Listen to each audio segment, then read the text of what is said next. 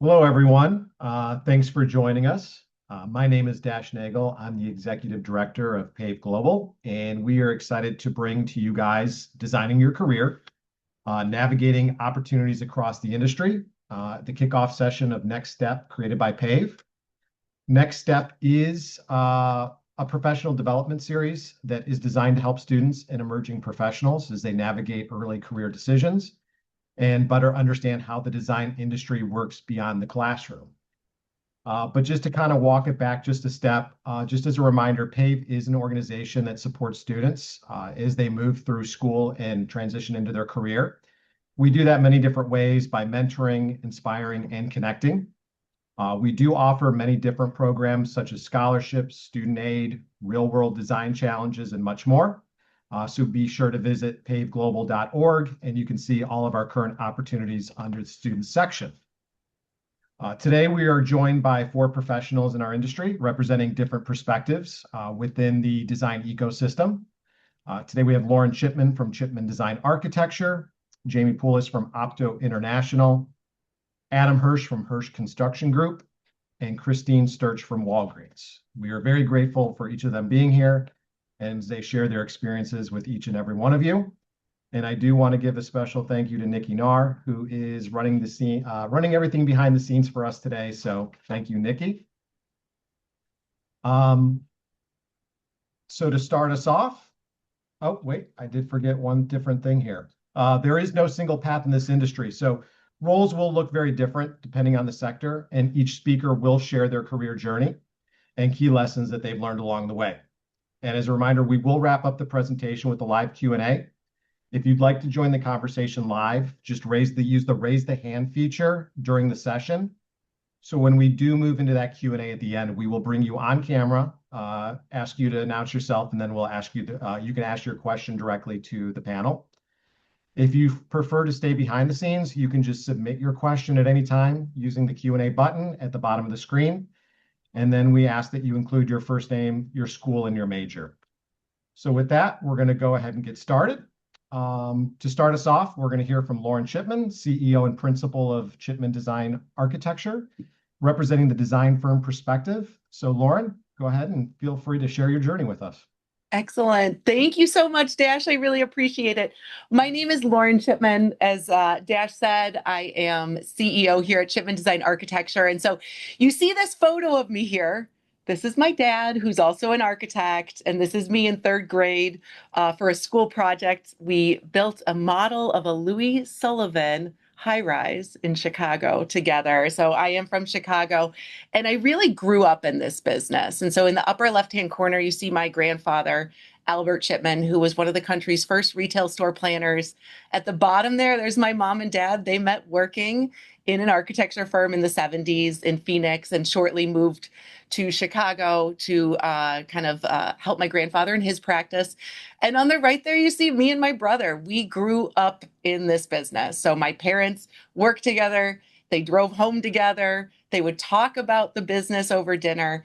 And in the upper corner, I don't know if any of you know Blockbuster Video, but it was one of the company's first large clients. And so that's really where we started. So you think, well, of course, Lauren, you became an architect. You grew up in this business. Not so fast, my friends. I actually became a classical musician. So when I was 11 years old, I told my parents, I want to be a musician. I love the viola, and this is what I want to commit my life to. And my parents said, we support you. And so I ended up going to the University of Southern California in the early 2000s, and I got my Bachelor of Music in viola performance. And so I was doing a lot of classical music performance. I played at Carnegie Hall the first time when I was 13 years old. Additionally, living in LA, I did a lot of session work. So you can see me here at the American Idol season finale on stage at the Nokia Theater. And then you don't see the teens being wowed in this image, but trust me, they were when I was performing at some of the local schools, kind of doing some music education and outreach. And so entrepreneurship has always been extremely important in my life. When I was a classical musician, you are your own boss And if you are not out there getting the work, you will not be able to pay your rent. And so it's always been something that's really important to me is understanding how to connect with people and how to really connect in a way to be able to make a living. So in Los Angeles, in addition to being a classical musician, I started getting into rock music. And so this is me performing with a band called The Rentals in New York. We toured all over the world together. And on this specific trip, going from LA to New York, I stopped in Chicago for a couple days to hang out with my parents, and we went to the Art Institute. And I can tell you this photo happened on September 23rd, 2014, because this is the day that my life changed forever. I went to the Art Institute. We actually stopped for coffee, but then my dad's like, hey, let's get some Prosecco. And because that's how the Chipmans roll, I guess. And so, he was talking about a management challenge that he had. And so I said, well, I would kind of approach it this way. And he said, you get business. What if you joined me in architecture? And I'm like, I've spent the last 20 years of my life being committed to classical music. I don't know the first thing about architecture. He goes, don't worry about it. What you need to know is business.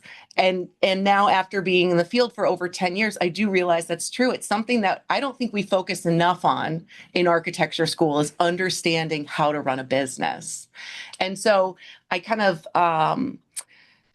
turned this over in my mind for a couple of months. What would it look like to take this leap of faith and to make a change in my life? What are the skills that I have as a classical musician? How do they translate to running a firm, running a national business?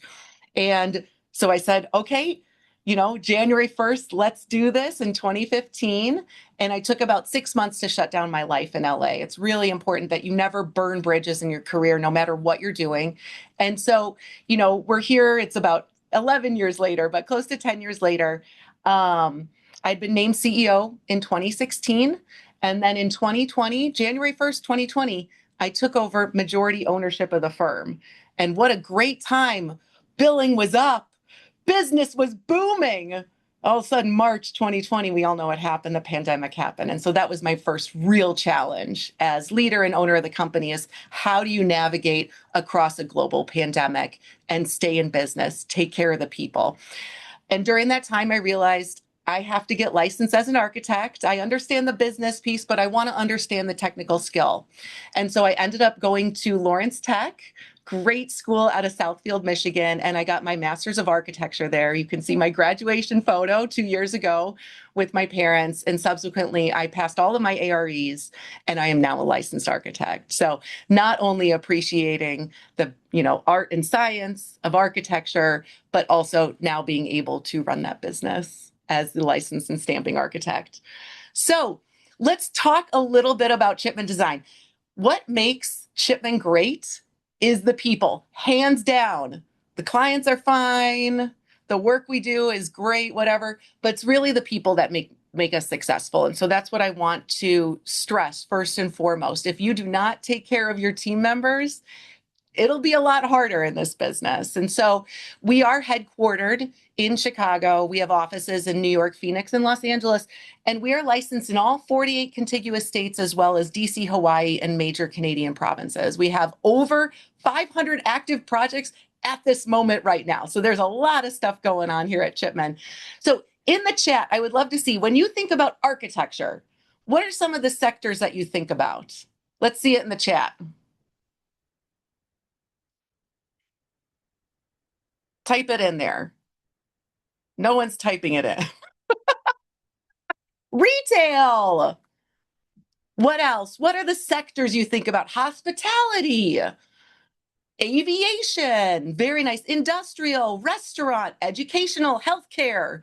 So what I really want, no one said residential. That's usually what comes up first. What I want to stress here is that there are so many different sectors that you can really specialize when you think about architecture. And so some of the people, our colleagues here who are watching, have really hit the nail on the head for what Chipman specializes in. So number one, retail. We love retail. We love big brands. And at Chipman, we work with a lot of large Fortune 500 companies that have existing prototypes. You go into a Gap store, they all more or less look the same. However, we do need to adapt them to whatever the jurisdiction is, to the specific location. And so this first project I have is a brand called Uncommon James. It's owned by Kristen Cavallari, and it's kind of a lifestyle jewelry beauty brand.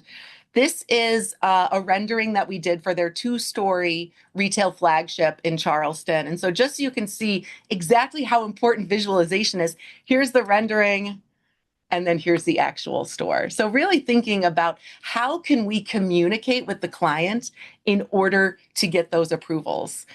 So this was a project where we acted as both interior designer and as architect of record. Now the next one is a very, very high-end luxury brand called Acris. This is a brand out of Switzerland. This was actually a former Athleta store that we were the original architects on about a decade ago on Oak Street in Chicago. And this one, we were not the design architect. We were only architect of record. We worked with Sir David Chipperfield and his team in Milan. They were the designers, and then we implemented it into the beautiful flagship that you see here.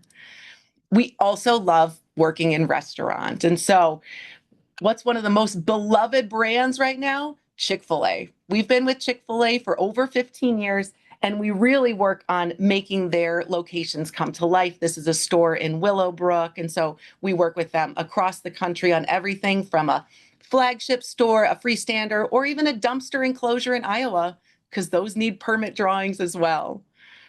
Also here working with brands like Jenny's, kind of these exciting one-offs where it's a former greenhouse. How do you think about it creatively in order to make sure that you're able to serve ice cream, that it's meeting all the accessibility and life safety codes, and to really make their brand shine? And then finally, hospitality. Relationships are so important in architecture. This is a hotel that we did in the 1990s in New Buffalo. And you can see here, it is very much of the time. Look at this cherry wood and this very interesting indigenous wall covering there. So in 2017, the owner contacted us. There was a fire in the hotel, and they had used the opportunity to actually remodel it. So we had the opportunity to come back and work with a design firm, Curioso out of Chicago. We were architect of record, and really adapt it to this beautiful kind of Frank Lloyd Wright prairie style inspiration here. So a few things that I would love for you to take away from this that are so important and that I've really learned in my career. Number one, network. Every single one of my colleagues on this call here, we are all in different industries, but we really rely on one another to do work. And so we're actually working with Jamie, who you're going to meet a little bit later, from OPTO on a very exciting new project. And so, really making sure that you are connecting with people on LinkedIn. Connect with all of us. You're keeping those avenues of communication open, especially as you start your career. Support. I know this seems a little bit silly and maybe basic, but just be nice to one another. I don't know. Do we need to say that these days? I think we do. Support one another, support your colleagues, support your friends at school as they grow their careers, because once again, you never know where your next relationship, where your next job may come from. And finally, my word of advice would be curious. I am always, if someone comes into my office, maybe they're talking about a precipitator, and I was like, gosh, I know I've heard that word before, but what does that really mean? What does that look like? I'm immediately Googling it. So don't think that any question is too dumb. Do your own research and really come to the table with ideas and solutions ready to implement. So thank you so much. This has been so fun to talk with you all today, and I cannot wait to hear our other presenters' presentations. Thank you, Lauren. Next, we're going to shift to the vendor side of our industry. Jamie is the Chief Growth Officer at OPTO International. And Jamie, the floor is yours. Thank you so much. Lauren, really great job as always. Lauren's right. You're going to hear a little bit of mirroring of what Lauren said in my presentation as well, because this is one big community, and it doesn't matter if you're on the architect side, on the construction side, on the client side. We're all one big community, and we do all support each other through all the challenges of retail and whatnot. One second, guys. There we go. I'm Jamie Poulos. I'm the Chief Growth Officer at OPTO International. We are a fixture manufacturing company based right outside of Chicago, Illinois. We have 2 factories here in the Chicagoland area. And what's really fun and creative about what we do is we can actually see what we make, and we can really see it come to life in person and then tangibly and then in the shop floors.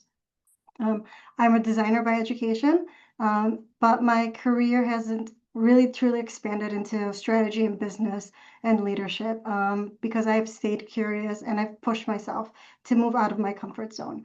I remember early on telling one of my bosses that I was bored doing whatever I was doing. And then she turned around, she goes, "Oh, great." I'm like, "Why do you say it like that?" And she's like, "Well, because every time you get bored, you figure out a new avenue to either bring in revenue or work with your clients to create something new and something different." So that's curiosity is key in any type of industry that you're in. Where it started, I got my associate's degree in interior design. And what school gave me was the design basics, right? It gave me the confidence to call myself a designer, gave me that shared vocabulary that we have amongst ourselves as designers. But it also gave me permission to experiment and permission to not have it all figured out. What it didn't give me was the step-by-step roadmap. That is something that we all know we have to create on our own. Very early on, I knew that I was somebody that learned by hands-on experience. Once I was done with school, I started my own business out of the country where I worked in multiple different areas, whether it was residential design, retail design, visual merchandising. I worked with architects, contractors, and I was really on job sites from start to finish, whether I was doing the actual drawings with the architect on record or working with the electricians and the carpenters in the fields, looking at the concrete that was being poured at the job site and questioning why the pour was either too liquid or too rocky. All that was really me just pushing myself and being really inquisitive of everything. And that really truly helped me throughout my career. And what I learned early on is as a designer, you're always presenting your ideas. You're always selling your thinking. We're accidental salespeople, whether doesn't matter what line of business you're in. You're always selling what your idea and what your thought process is to your clients. And you're always aligning expectations, right? Working with retailers and brands and A&D firms and everybody in between, we always have an end date, right? And we always have this big, beautiful picture of how we want the stores to look like and whatnot. But at the end of the day, we are all working together. And so aligning everybody to get that end result. And you learn from everybody. You learn from your clients. You learn from your architects, contractors, vendors. I've been with OPTO for over 18 years, and there hasn't been a day that I haven't learned something new. And at OPTO is where my design background really met business acumen. And I've worked on different types of projects. So at OPTO, we do anything and everything for a retail build in regards to store fixturing. So my projects have my projects have been in apparel, stadium, airport, parks and resorts, specialty sports, and specialty grocery retail. Christine, who's on this call after me, we've worked numerous times on lots of projects with Whole Foods. And as we're diving into projects a little bit, every single retailer that we work with is very different. We could be working with big, awesome brands like Whole Foods, Disney, but we also work on one-off locations as well. This location that you see here is in Hinsdale, Illinois.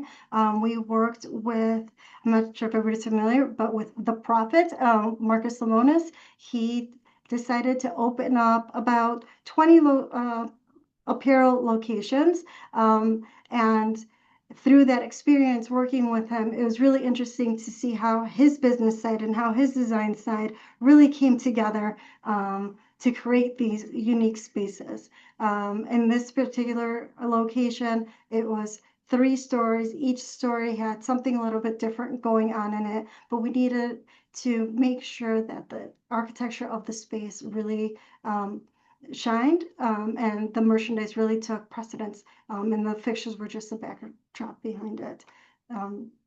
We're really working really closely with him and his team to make this happen, and their timelines were really aggressive, but it worked. We worked really great with them. From a stadium retail perspective, these are the more fun projects. They're one-off projects, but each stadium and each team wants their own unique look and feel in their spaces. And I'm sure everybody's been to some sort of ball game, right? Going into those spaces, whether they're big or small, your captive audience is there for maybe 10-15 minutes. They have to buy their foam finger, and then they're out cheering the teams again. So what's nice about working with these teams is they go fast in regards to making their decisions. They want their fixtures on site yesterday, but each location is very, very uniquely branded. So we really have the opportunity to work with them to create something unique and different for them. In this image that you see here, the hat that you see over the tower of hats, that's actually a spinning hat. And we're coordinating not only with contractors, but with specialists on how that is going to flow over our unit and somewhat attached to it to make that work in the proper way where it's also safe for the sales associates and for the consumers walking the space. I never thought when I went to school that I would be working on airport design or airport retail. But here's just a simple example of that. Retail is everywhere. And every single concourse, every single nook and cranny in an airport is an area where retailers and brands can actually make money.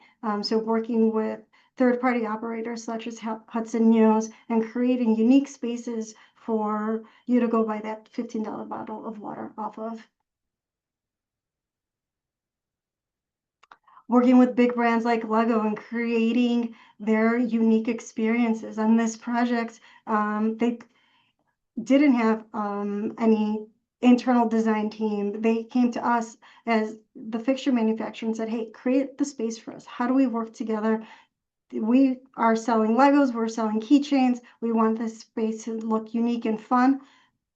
Here's our branded colors, have at it, create a space for us.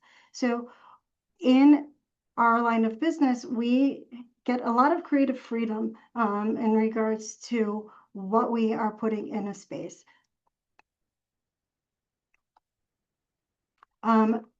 Working again on the sports side, working with these third-party operators, creating these really truly unique experiences, working with different architects and design firms, getting this NHL Superstore in New York up and running. This project started, I believe, in about 2018 when we were talking through the concepts, but it went live and it was being installed during COVID.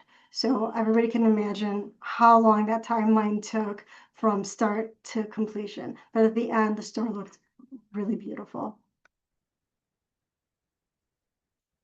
And also our projects with Whole Foods, where every single element matters. Working with Christine and her team in creating a shop within a shops, whether it was specifically for a soap company or for their own apparel brands, creating that different look and feel in Whole Foods, where we all know grocery stores have their Lozier runs, their regular runs, but working with the Whole Foods team, creating destination spots.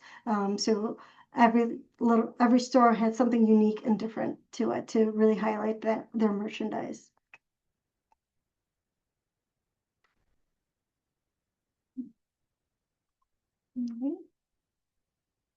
Sorry, guys, my arrows are sticking.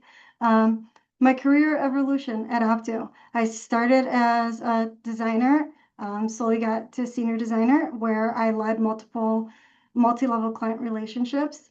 Eventually went into team lead, where I led a group of about 5 designers, and we improved our team's performance and efficiencies.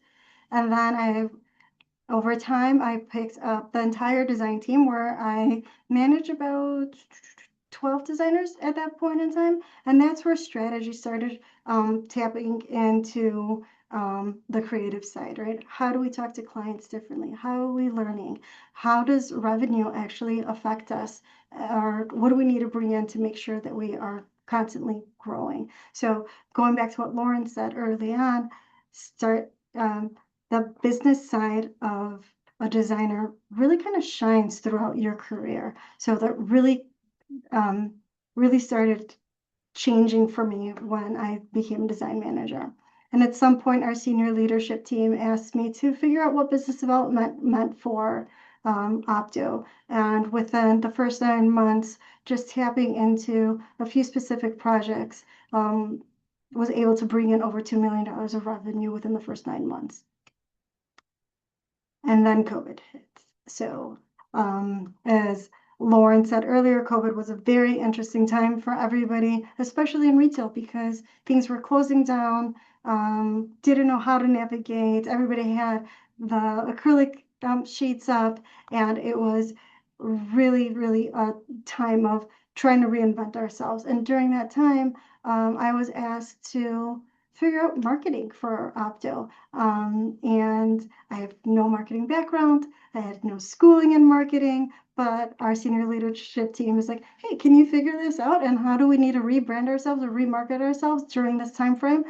And so my curiosity took over. I'm like, okay, so I need to learn how to do print advertising, redo a website, figure out Google Analytics and all that fun side of marketing. And within a few months, I had completely transformed what we did from a marketing perspective and put a strategy behind everything. And our overall go-to-market strategy for OPTO. Eventually, I went into the senior vice president role, where I took over customer service and our order processing. So anything on the front end of our business was all under my umbrella.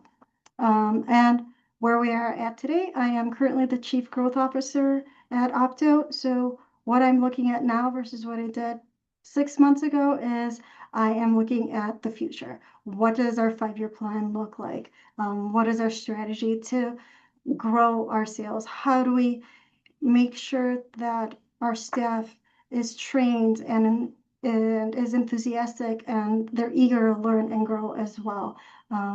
So that is where I am currently at. Where my journey has taken me from then till now I'm really focused on the front end of the business, and I solve for what drives growth. My curiosity has changed to, hey, what can we be doing differently for just this one client, to what do we need to be doing differently in the industry? Really going to networking differently, right? I used to talk to Lauren and Christine about, hey, what do we do on this one project? Now we're talking to Lauren and Christine. So how do we solve for the industry as a whole in XYZ? So really evolving, and going back to what Lauren said, your industry and support in the industry and your friends really help you grow personally and in your day-to-day life. So I'm still a designer, just designing strategy and relationships and opportunities.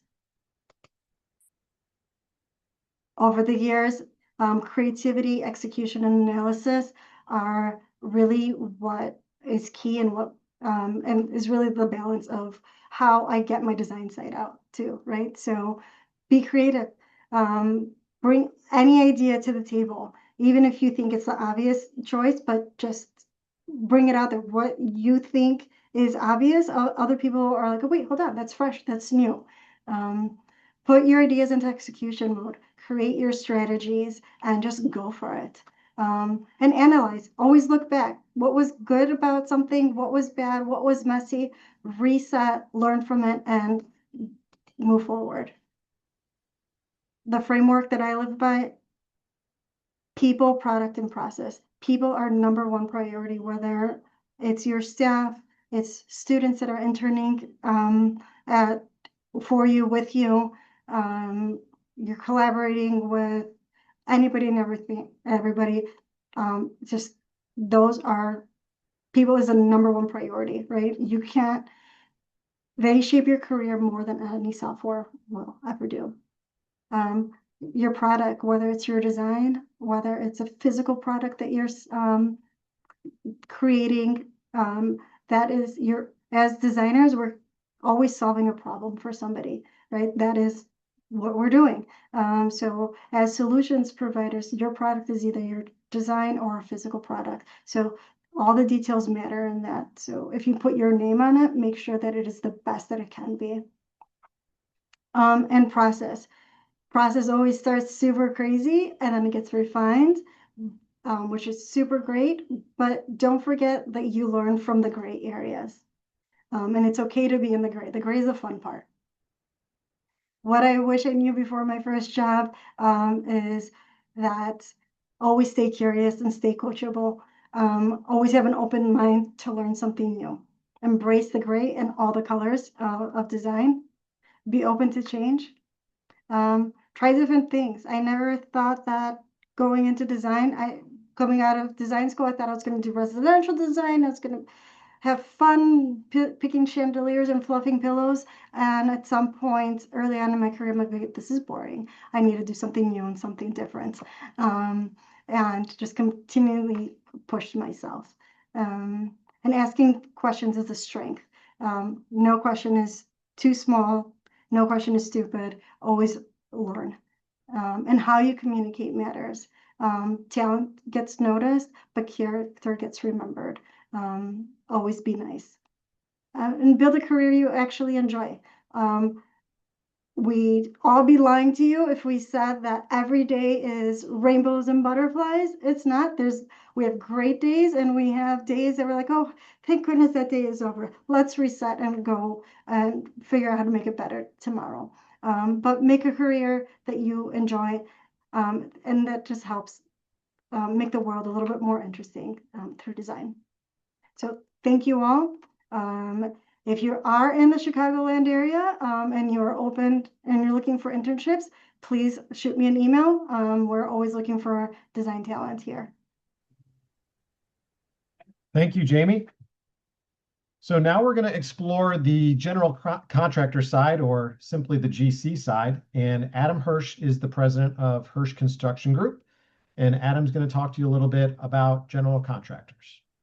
Hello, everybody. Thanks for tuning in, and I'm so happy to be here with you all and my fellow panelists as well. Definitely a lot of synergies that I'm hearing, a lot of keywords that I'm hearing that definitely combat all these different industries that we're all in. I'm here to talk about construction and how it can be a great option and a great lens for design students like yourselves. And again, a lot of keywords that I heard that I'll be talking about as well. Let me see if I can. I am not able to control and switch slides.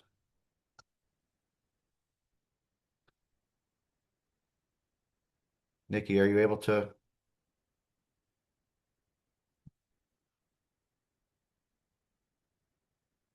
There we go. Okay, as I mentioned, I'm Adam Hirsch. I studied at the University of Wisconsin. I got a degree in economics. I was very much interested in business, Was not planning on getting into the construction industry. Actually was planning on moving out to Los Angeles and working for my uncle who was in real estate development. But my father had a construction company. He was building stores. And that summer, I needed a job. I wasn't doing a whole lot, except getting in a little trouble. So I decided to go to the office and frankly, never left. And now I am the CEO of our family company, Hirsch Construction Corp, based in Boston.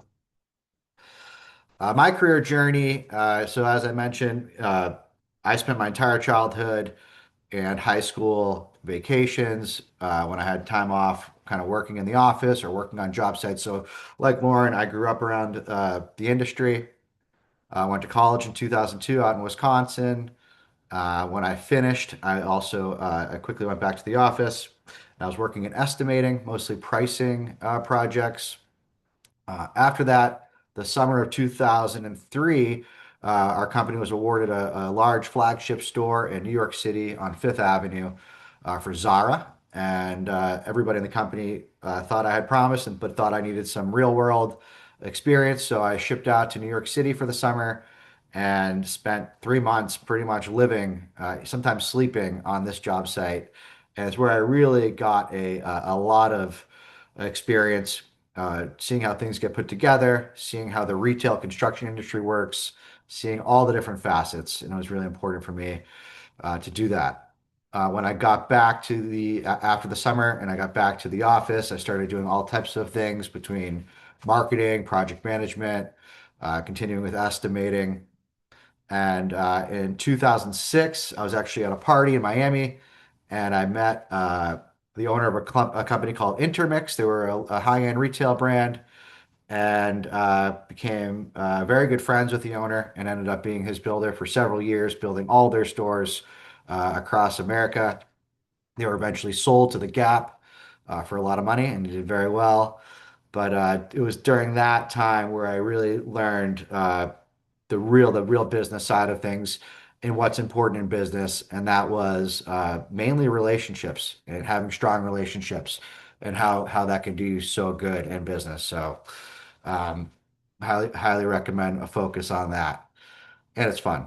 And then 2010 became president of the company, and I've been the CEO since 2020. Our family company, again, my dad started the company in 1983. He was a carpenter and living in Western Massachusetts. And in 1983 is when the first malls started popping up. So it must have been around the same time as Lauren's dad. And he built a store in one of the first malls in America. The client liked him, asked to build another store in another city, which he did. And then he met up with a brand called Radio Shack, which was a electronics store, really big in the 80s and maybe even into the 90s. And they were building hundreds, if not thousands, of stores across the country. So my dad got licensed in all these different cities and states, and I started hiring people and meeting subcontractors all around the place, the country, and that's how it became a national company. Um, and since then, we've built over 2,000 stores and are licensed in almost every state in America and constantly building from coast to coast. I think another important thing for a business or a student or for anybody is to stand out and what kind of sets us apart is our core values in retail. There's so many key things: communication and a high sense of urgency, care, and a good attitude. All things people were talking about earlier. But all the people that we hire have these core values. If you don't, you're not going to work for us very long. And the people that have these and let them shine are our best employees and that our clients love. As mentioned, we have a national presence. We've built in almost every major city in America, including Alaska, Hawaii, and we have offices scattered around the country with an HQ in Boston. Okay, so design and construction. Design doesn't end on paper, it comes to life through construction. And the future of construction needs designers at the table. So, you know, construction and the actual building is what keeps these designs real. And I was speaking to some colleagues earlier stating how having a construction background or at least some experience can be really strong and give you a really leg up in the design industry. I know that many of the people that we hire, they have design experience and they had some architecture experience, and that makes them better builders. And just like uh, designers and architects, the ones that have construction experience makes them better architects and designers. They can design things that can actually get built. So, um, I think it's really important to have that big variety. And then for our company, where we do such high-end projects with such high-end levels of finishes, you're really in the design, not just in the hammers and the nuts and bolts of things. So I'm going to go through just a bunch of photos just so you can see the level of finishes that we deal with and that we work with, and kind of talk about some keywords and why I love construction and why I think it's also really important for design students to get into construction and what they also might love about it. So I'm going to be just kind of showing some beautiful stores that we built from coast to coast. One of my favorite things about it is just collaboration, working with different types of people. I mean, on a given day, I might meet with the son, Louis Vuitton's son, or the son of the owner of Louis Vuitton. At the same time, I'm talking to a laborer, an architect, a designer. And so dealing with all walks of life to me is amazing, and you get all different perspectives, and it's really fun. Um, the pride and the sense of feeling of pride and accomplishment when you finish a project with this type of finishes feels so good. There's nothing better than when we turn over a store, seeing the client's happiness and seeing just the clean, beautiful new store that's put out into the world. I love that feeling, and I think people in design do too. As I mentioned, I was an economics major and had no plans to be in construction per se, but fell in love with the business side of the industry. Every one of our projects is almost like its own little businesses. There is budget, there's schedule, there's money, there's profits, there's expectations. There's so many things involved. It's not just, that hard work of the again, the nuts and the bolts. There's so many different facets that can keep things very interesting. And so if you have a business mindset or interested in business, construction can be a really fun way to get involved in that. Um, each project also that we build certainly has its own personalities. Each brand that we work with, Prada, be it Photo here, is one of the brands we work with. And the founder of the company, Mario Prada, over 130 years ago or 120 years ago, his first store in Milan, he found these black and white marble tiles somehow inexpensively and put them in the first store. And there's a lot of history to that. And ever since, I think when there was the new CEO in the early 1970s, they made it a mission that every new store going forward was also going to pay homage to that. And they use these black and white tiles. And again, so many different brands that we work with has just such amazing history and legacy, and it's really amazing to work with them. As I'm showing all these different stores and projects around the country, another fun thing, at least in my industry, is you get to see the country. I've traveled to, again, all these different amazing cities in America and beyond, and Europe to meet with clients. So being in my industry is really fun, especially if you like to travel. You get to visit different projects throughout the country. Um, again, 2 weeks ago, I was in Miami visiting a project and seeing the vibe down there and the attitudes and the type of work and materials that are happening down there. And then going to San Francisco and same thing. And so constantly bopping around the country has just been really fun building these beautiful stores. Um, we as a contractor, at least with our level of finishes, we do participate quite a bit in design. While most of these fashion houses have their own design team, some of them have floors of designers. Uh, these projects move so fast that we are constantly helping with materials, whether it's from a cost standpoint and saving money, or if they're over budget, or just availability, matching what they want because something is not available, the lead time is too long. So there's a lot of design help. And again, the people that we like to hire, have design an eye for that and are excited about that. And it helps us relate with our clients, helps us relate with our architects we work with, and is a real strength. So we're constantly looking for people that are interested in design if they're going to build beautiful designs. Again, our projects are really fast. They move so fast. It also makes things exciting and fresh. It's almost like a race. Who can build the fastest without sacrificing any quality? Keeps things fun, keeps you on your toes, and it's another reason why I love it. Um, and the other beautiful thing is that a lot of these retailers and brands out there, they may not admit it, but they're competing with each other on who can, be the boldest or build the most beautiful stores. And so again, that also keeps things really fresh, really exciting, and really fun to be a part of. So I'm just going to show a few more pics for projects we built around the country. And that's about that. We, as a company, like the others, do love to hire interns, summers or beyond. I've got my contact info here. If this interests you, we'd love to speak to you about it and see where things go. So thank you so much. Thank you, Adam.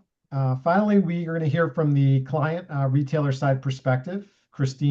Sturch is joining us, the Senior Director of Format Strategy and Design at Walgreens. Christine? Thanks, Dash. Adam, thanks for that. And hello. As Jamie mentioned, we are all one big community and there's a lot of crossover in what we're sharing today. But really, my main focus is a simple idea that your career is built at the intersection of opportunity and intention, that they're both equally important.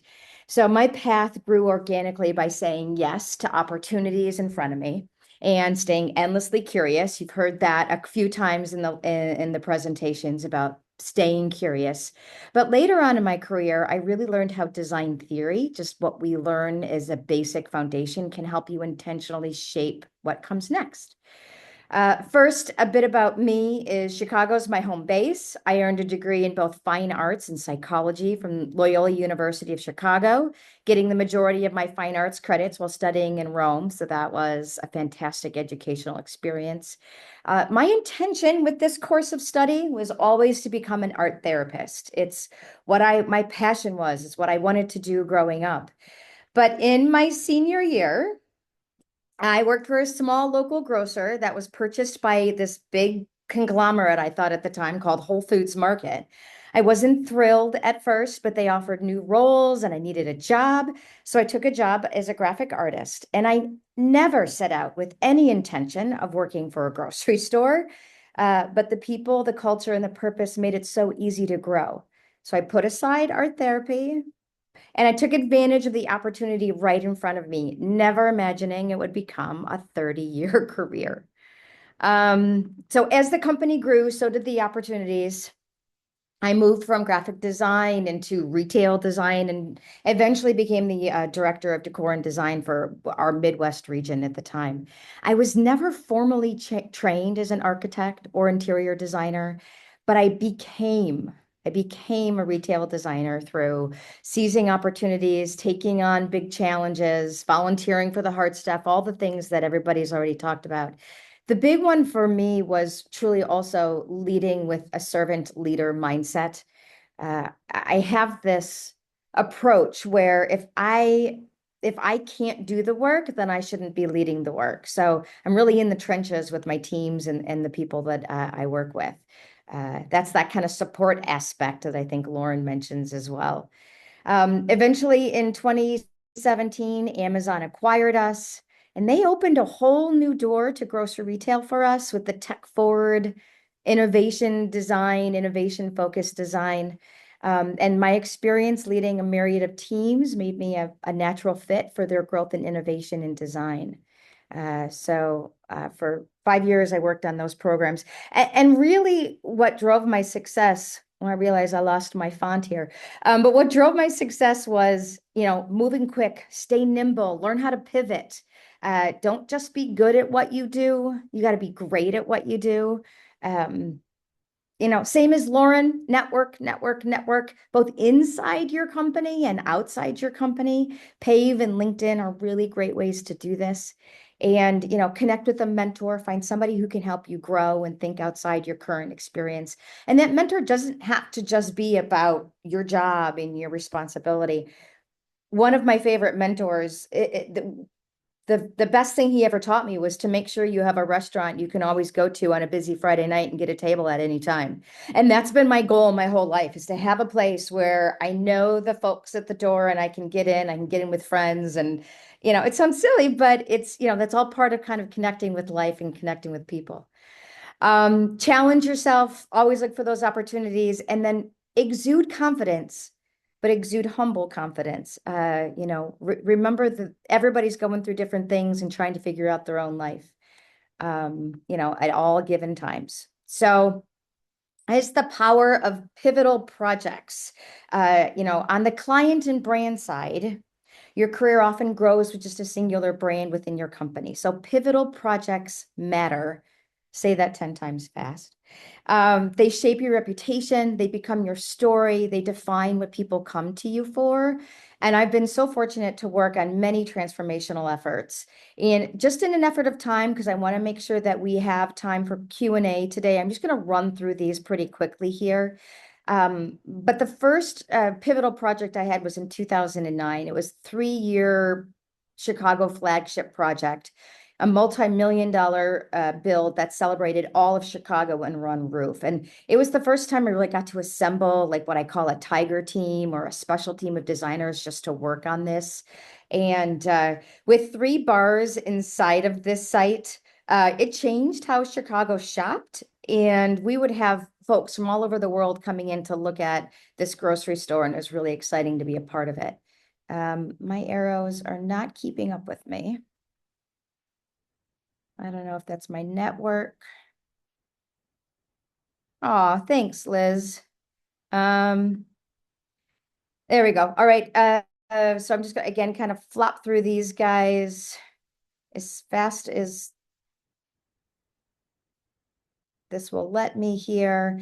The next concept, oh, now it's all of a sudden going super fast and it's going through all of my pictures. Well, the next concept was a newer concept project, our second Chicago flagship store. Oh, you guys, I went too fast and it was paused, so now I'm totally off in my images. But one of the things that I wanted to show with this, I'm backing up, so beep, beep, beep. One of the things I wanted to show with this was the same thing that Lauren had pointed out, and how important renderings to reality were. And so this was a 72-story building that we had to get all of our MEPs completed 5 years out. There we go. Now we're up to par. And it was a close partnership with landlords and real estate that we had never really had in the design team prior to this. And it was a pretty exciting project. But what I really wanted to show with these images were that rendering to reality concept that Lauren pointed with some of hers as well. So, the upper right-hand corner is the rendering, and to the left is the reality. I'm going to pause and go through these. The next pivotal project I'm going to talk about here was our Chicago Lakeview relocation. What I love about this project is this is one of the largest signs in the company. It is over 22 feet tall. We got a lot of feedback about the brightness and how this affected the community, but in general, because this was on a 3-way intersection, the community embraced our big Whole Foods sign. And this really just was an exercise in bringing Whole Foods to be a kind of more modern, really fun architecture where we created every department had a different look and feel. So as I mentioned, I might have breezed over it a little bit, but when Amazon bought us in 2017, there was a lot of innovation opportunities to move grocery retail forward. Every project working with them expanded my creativity and expanded my leadership skills. The first one being the Just Walk Out store in the first Whole Foods with the Amazon Go technology. And one of the big learnings from this was that as you grow in leadership with design, you have to sometimes backtrack and not see yourself as a designer. Jamie mentioned that as she went from design to growth leadership. And in this instance, we really had to look at ourselves as R&D, like design, research, and development, to help move retail forward. The second project was a dark store where for the first time ever, we just had a store that was only for delivery and pickup. And then the last project was a micro fulfillment center that we put in the back of a Whole Foods where we have robots actually shopping and picking the food to make delivery and pickup faster. So as I mentioned before, working with Amazon solidified the importance of balancing opportunity with intention. And I really wanted to put some intentional ideology into what my next step was. And that's when I discovered this Designing Your Life book by Bill Burnett and Dave Evans. Their framework really helped me explore what I wanted to grow into next. And I really highly recommend their TED Talk if you haven't seen it. It's a great primer. And they even have workbooks to help you kind of guide your own life and your design, guide your own life through a design process. So I did all that work, and now I found that I belonged and intentionally wanted to stay on the brand side of design. And now I'm lucky enough to be with one of the oldest brands in the United States. It's over 100 years old. And I'm with Walgreens. I'm leading a diverse team of designers, architects, and engineers, and we support over 8,000 sites. My mission is to rebuild the Walgreens experience with integrity and creativity and grow my team with intention. And so very similar to other folks, just to leave you with all the things that I have learned, but get curious, talk to people, try stuff, network, and remember the partnerships you form today will be lifelong connections. So thank you. And I hope we still have time for some Q&A. We can go from there. Yes. Thank you all for sharing your experiences and perspectives. We appreciate it. We are going to move into the Q&A portion. So as a reminder, if you'd like to ask your questions live, go ahead and use the raise the hand feature, and we'll bring you on so you can ask the question directly. If you prefer to submit it, the question in writing, just use the Q&A button at the bottom of the screen. So we'll give you just a minute to see what questions do come in.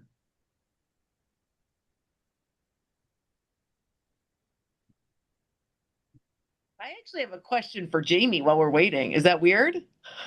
Not at all. So Jamie, how, we saw Christine and Adam, how they got into their roles. How did you get your first job at OPTO?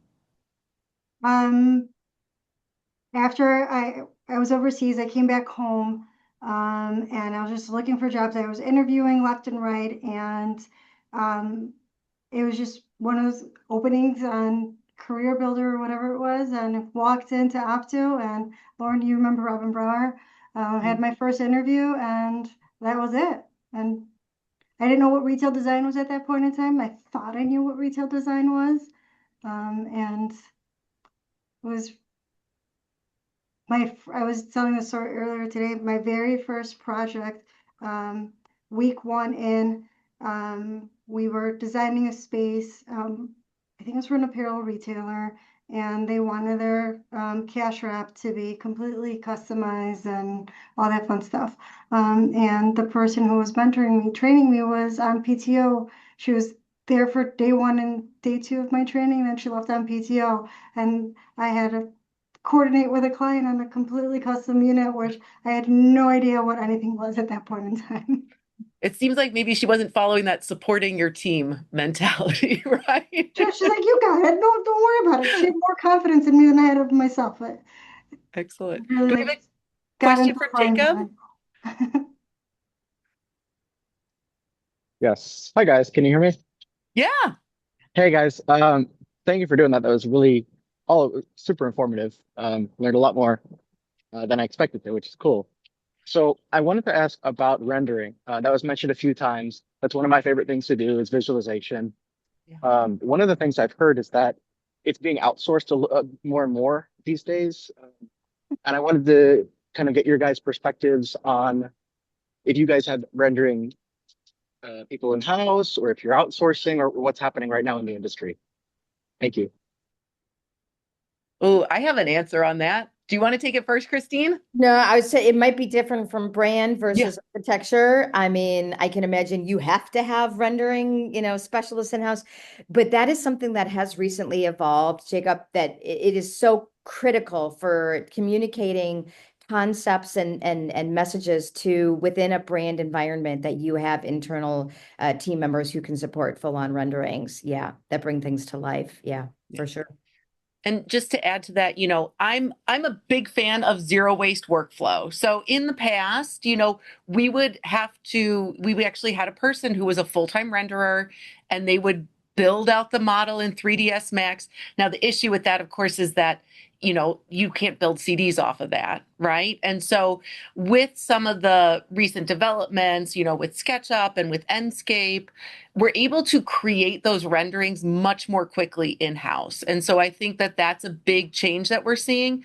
And just setting the expectations with the client. Are they really looking for a photorealistic rendering that has like really custom, if the shelves are completely full? I remember Christine, when we worked with Whole Foods, same thing. We needed those shelves to be full of actual product versus like, this is more or less an idea and this will work for what our approval process is. Yeah, same on our end. Our design team was working in AutoCAD.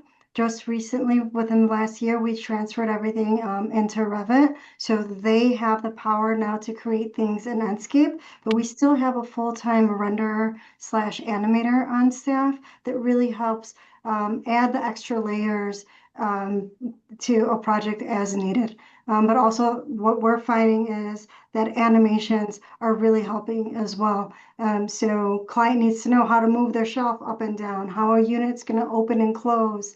So we're really adding those aspects as part of our presentations as a standard, just to communicate that message quicker. So we have it in-house as well. Excellent. Then we have another question about software programs. Typically, SketchUp is fine. It's easy to use, right? So I think that that's a benefit of it. We will receive like a SketchUp model maybe from a client, but ultimately everything either has to go into Revit or CAD because we need to be able to complete construction documents. But Enscape, I love Enscape. I'm a huge fan. Well, we did have one other question that came in. We'll let one of you guys answer it, and I know we're running a little long, so we'll just have one of you answer. What is one of your favorite things about being part of the design community? I'll answer it. I think that the design community is one of the most fun career paths you can choose. I am so grateful I did not become an art therapist. I think it's a very cool profession. And as I have children, I encourage their therapists to use art therapy with them. But the design community, we're on the forefront. We're always moving forward. We have fun. We get to be creative, and we have some of the coolest people in the industry. I mean, look at Lauren Chipman. She's a renowned, viola player. So like I think it's the people and the creativity. Agreed. Yeah, absolutely. I would absolutely second that. Thanks so much, Christine. So yeah, I want to thank you guys all again, Lauren, Jamie, Adam, Christine. Thank you for taking time. Thank you for everyone who joined. We do hope that this did give you a little bit of a clearer picture into the range of the different career paths across the industry and helped you think more about what your own next steps could be. As a reminder, PAVE currently has several student opportunities open that can be found on our website. We have the Bergmeyer Scholarship, the Shop Scholarship and Experience, which also includes a trip to New Orleans in May. We have PAVE Student Aid available, and a lot of other things are going to be coming soon. So we hope you'll join us for the next time we do a Next Step by PAVE. If you have any suggestions for topics or things that you'd like for us to cover, feel free to email us at info@paveglobal.org. And right there on your screen, you can go ahead and scan that QR code, connect with us on all of our social media, and just stay involved.